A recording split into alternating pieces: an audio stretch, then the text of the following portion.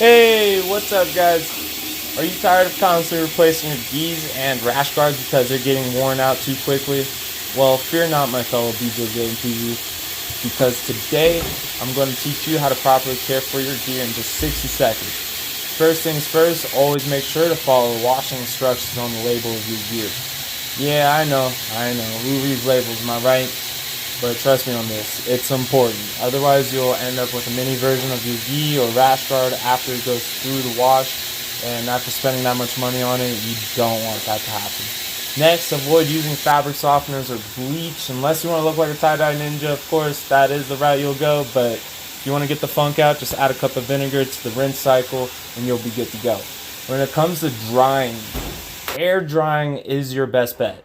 Sure, it's going to take a bit longer than tossing it in the dryer, but your gear will last you longer and you won't have to worry about it shrinking either.